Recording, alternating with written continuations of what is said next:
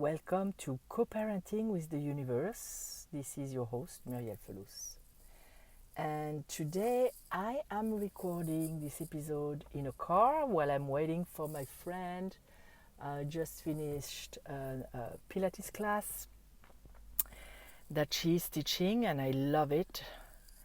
And she now is taking a class herself. So I thought I would take this opportunity to record the episode in the car because we're going to meet after to have a drink and to go shopping. She's traveling soon. I'm traveling soon.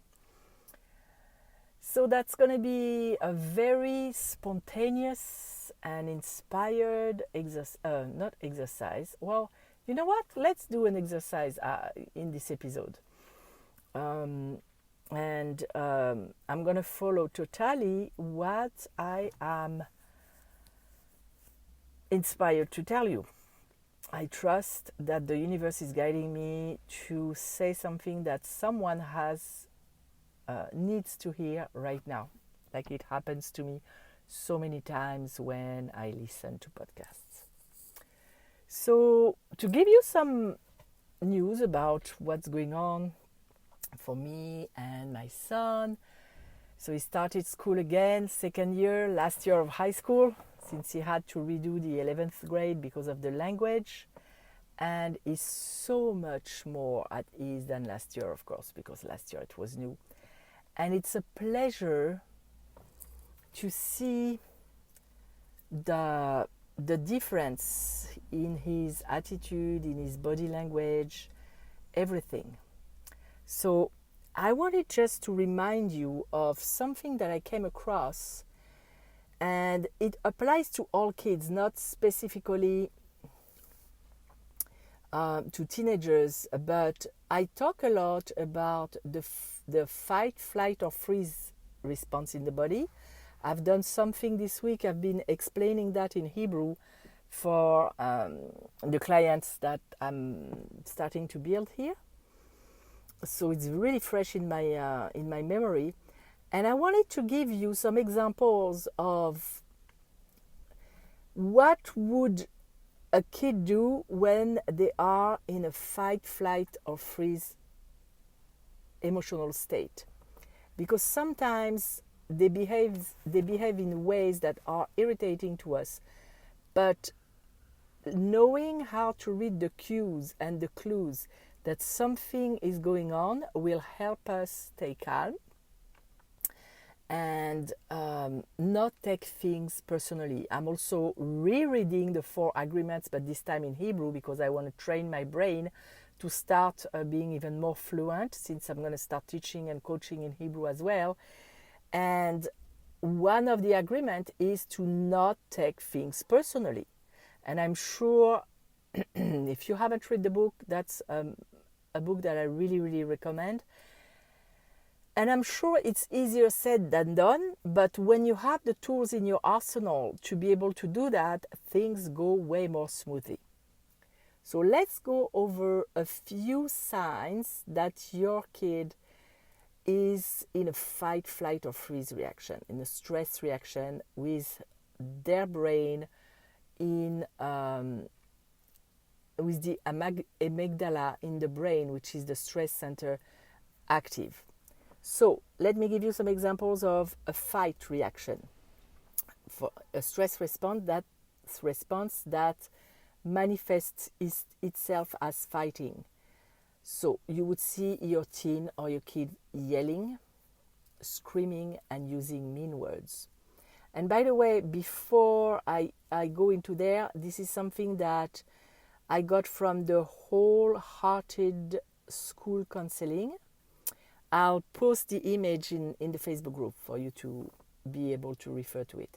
So fight, yelling, screaming, using mean words, hitting, kicking, biting, maybe teenagers it's a little bit less, throwing things or punching, blaming, deflecting responsibility, and being defensive.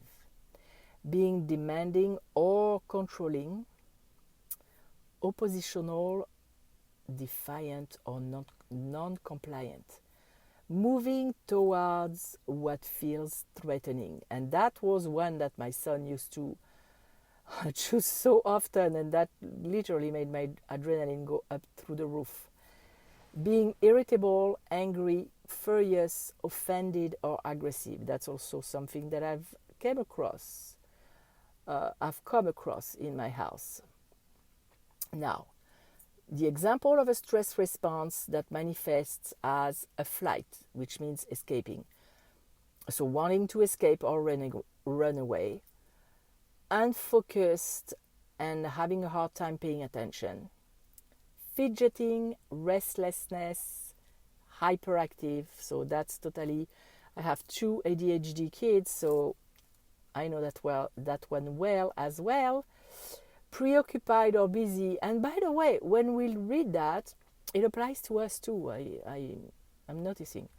Preoccupied, busy with everything but the thing you have to do. I know that well with my business, that sometimes I have resistance. Procrastinating, avoidant, ignores the situation. That can be your teen, that can be you. Moving away from what feels threatening. Being anxious, panicked, scared, worried, or overwhelmed. That's also very frequent. And finally, a stress response that manifests as a freeze state, shutting down, your mind goes blank. Urge to hide or isolate oneself. Verbally unresponsive, or saying, I don't know a lot. I know that one too in my house with my son. Difficulty with completing tasks. Zoned out or daydreaming, unable to move, feeling stuck, depressed, numb, bored, apathic, or helpless. And of course, if you have a kid that has been diagnosed with ADD, ADHD, or that, you may find some symptoms here, but pay attention and try to see if something is going on, instead of, for example, verbally unresponsive used to drive me nuts, because I mentioned many times in my classes, in my master classes, in my coaching groups, everywhere, that when my kids were young, I used to have a default automatic response that if they did not listen to what I was saying, or if they did not, if they did disobey, I took that as a disrespect. And in my family, I've learned that disrespect equals no love. So I felt unloved, and I used to react in a disproportionate way. So let's pay attention to that. The ones that talk to you the most, pick 1 or 2 that you see a lot in your house, and focus on that, and try to even tap on it, imagining your teen acting in that way, and try to neutralize the trigger. Because the more the trigger will be neutralized, the more you will understand at a nervous system level, that it is not directed towards you, but that it is a reaction that they have because of something else. The more you're going to be able to not take that personally. And frankly, I've been speaking so fast. Let's take a breath.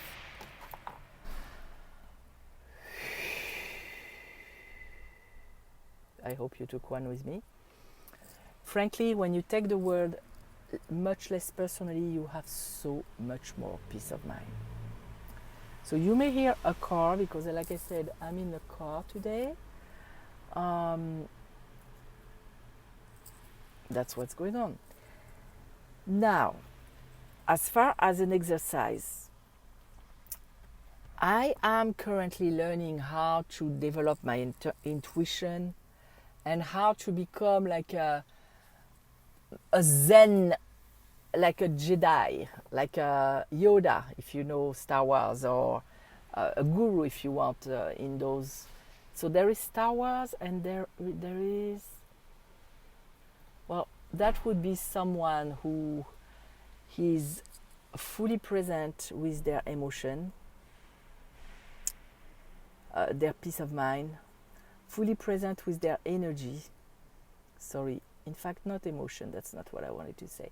Fully present with their energy, into their energy, instead of letting everyone else's energy penetrate their field. And that's a training. And when we talk about not taking things personally, the more we are quote unquote personal with our own energy and anchored into it and full of it, the less we'll be affected by people around us. So I would like right now for you to close your eyes and take a deep breath. And imagine that your energy roots are going down all the way in the center of the earth. And that, like an energy waterfall, anything that is bothering, anything that is not your energy, anything that doesn't belong to you, whether it is a stress from the outside, a stress from an idea, anything at all, is being poured into the center of the earth, into that ball of energy to be transmuted. So I'm giving you a little bit of time to do that. Imagine that you're literally emptying yourself from what you don't want there because it doesn't belong to you. And now imagine that from above, at the same time, there is a flow of energy that is so strong that it penetrates your aura, your body, entering your head from the center of your seventh chakra, opening just above the head, the crown chakra. And now, as this energy is flowing, it's going all the way down into all the way down to your root chakra, and from the back, following the column of your spine, all the way from the head to the root chakra, and turning around at the root chakra and coming back up. And the energy flow is so strong that it is like a tap. And once you're filled, it's going back up and it's spraying from the top of your head into your aura. And all your aura is filling up with energy that belongs to you, that is related to your cosmic connection to the universe. So really see your body, your chakras, filling up with that strong energy that has some kind of energy pressure. So it will have enough power to turn around and come back up. And then it is filling your entire energy field, your biofield, like a bubble around you at an arm length, sending away anything that's not yours. You acknowledge that it's not yours. You don't make a drama out of it. You're just sending it away. And now, imagine that around your energy field there is like an energy cord surrounding it all around you, really stating the difference between in your energy field and out your energy field. And in front of you, imagine an energy crystal that is the connection of that energy cord, like a buckle of a belt. It's a crystal. It's like a lock. And that lock is letting in anything that you want, like love or good vibes from other people. But it's reflecting, it's vibrating and feeling the energy and knowing, responding to your intention of wanting only your energy in your energy field and only energy from other people that you invite. And that's an exercise you can do really quick. If you practice it, you can do it even with your eyes open. And when you interact with your teenager or any relationship for the matter, you have that cord of energy all around your energy field, like a protection with a lock that is a knowing, a conscious lock that knows what to let in, what to reflect, and when to make your energy field a little bit smaller. If someone comes to you, make it bigger if you're outside in nature or in a place where you can have it extended. And every time you meet someone, you can also give them a piece of that crystal. You can give them a piece of that, telling them, I have a gift for you. I don't want your energy in my field, but here, that's how you can deal with yours too. In a very generous, giving intention, but at the same time, with a firm boundary, a firm intention for a limit, so that you are purely present with your energy and nothing else. Feel how it affects the way you're feeling in your body. You can even stop the podcast if you want and continue extend this exercise. Because that's something that changed a lot for me in the way that I feel. And I remind myself to do that. I have a timer. You can do that too. 2-3 times a day. While being really present in your body, in the center of your head. Feeling your energy. Being inviting to what you want and protected from the rest. Away from the rest. And there is enough pressure in that cosmic energy to feel your aura in a way that there is no hole, no space for something else but your energy. See how you feel. See how much safer it feels, how much calmer, and how much high it vibrates.